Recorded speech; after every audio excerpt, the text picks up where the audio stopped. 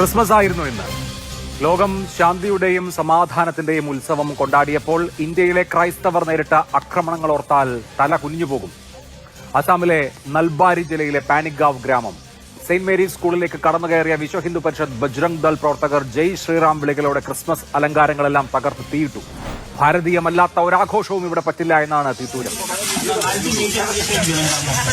ഛത്തീസ്ഗഡിലെ റായ്പൂർ അവിടുത്തെ മാഗ്നറ്റോ മാളിലേക്ക് കടന്നു കയറിയ 90ഓളം ബജ്രംഗ് ദൾ പ്രവർത്തകർ അഴിഞ്ഞാടി ക്രിസ്മസിനായി ഒരുക്കിയതെല്ലാം തകർത്തു. സാന്താക്ലോസിനെ എടുത്തെറിഞ്ഞു. ക്രിസ്മസ് ഇവിടെ വേണ്ട എന്നതാണ് ആക്രോശം.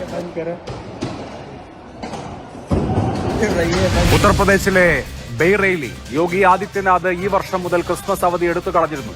അവിടെ ലക്ഷ്യം വെക്കപ്പെട്ടത് ഒരു പള്ളിയാണ്. പാതിരാ കുർബാനയ്ക്ക് തയ്യാറെടുത്തിരുന്ന പള്ളി ഹിന്ദുത്വ ആൾക്കൂട്ടം വളഞ്ഞു. ഹനുമാൻ ചാലീസയും ജയ് ശ്രീറാമും മുഴങ്ങി.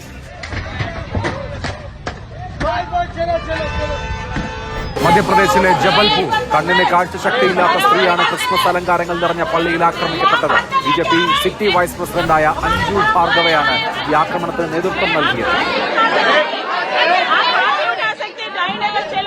ഹരിദ്വാറിൽ ഹോട്ടലിൽ പോലും ക്രിസ്മസ് ആഘോഷിക്കരുതെന്നാണ് വിലക്കിട്ടത്. ഇത് ഹിന്ദു പുണ്യഭൂമിയാണ് എന്ന് പറഞ്ഞായിരുന്നു ആക്രോശം. ഡൽഹിയിൽ സാന്താ തൊപ്പി വെച്ച് പുറത്തിറങ്ങിയ സ്ത്രീകളെ തെരുവുകളിൽ നിന്ന് തുരത്തിയോടിച്ചത് ബജ്രംഗ് ദളാണ്. രാജസ്ഥാനിലെ സംഗർപൂരിൽ സെന്റ് ജോസഫ് കാത്തലിക് ചർച്ചിലെ കുർബാന തന്നെ തടസ്സപ്പെടുത്തി. ഒറീസയിലെ ഭുവനേശ്വറിൽ ക്രിസ്മസ് പപ്പായുടെ തൊപ്പിയും വേഷവും വിൽക്കുന്ന തെരുവ് കച്ചവടക്കാരെ പോലും വെറുതെ വിട്ടില്ല. ഇതൊന്നും ഹിന്ദു രാഷ്ട്രത്തിൽ അനുവദിക്കില്ലത്രേ. ഈ ആക്രമണങ്ങളെല്ലാം BJP ഭരിക്കുന്ന സംസ്ഥാനങ്ങളിലാണ് എന്നത് കേവല യാദൃശ്ചികതയല്ലല്ലോ. യുണൈറ്റഡ് ക്രിസ്ത്യൻ ഫോറത്തിന്റെ കണക്കനുസരിച്ച് 2025 നവംബർ മാസം വരെയുള്ള കണക്കനുസരിച്ച് 700 ആക്രമണങ്ങളാണ് ഇന്ത്യയിലെ ക്രിസ്ത്യൻ മതസമൂഹം നേരിട്ടിരിക്കുന്നത്. ഈ തെമ്മാടിക്കൂട്ടത്തെ നിലയ്ക്ക് നിർത്താതെ പ്രധാനമന്ത്രി കുർബാന കൂടിയിട്ട് എന്ത് കാര്യം? മതന്യൂനപക്ഷങ്ങൾ ഇതുപോലെ ആക്രമിക്കപ്പെട്ടൊരു കാലം വേറെ ഉണ്ടോ? ന്യൂനപക്ഷ മതസമൂഹത്തിന്റെ ആഘോഷങ്ങൾക്ക് നേരെ സംഘടിതമായി നടത്തുന്ന ഈ തേർവാഴ്ച ഭരണക്കാരുടെ മൗനാനുവാദത്തിലാണ്. നമ്മളൊരു പരാജയപ്പെട്ട രാഷ്ട്രവും ജനതയുമാവുകയാണ്.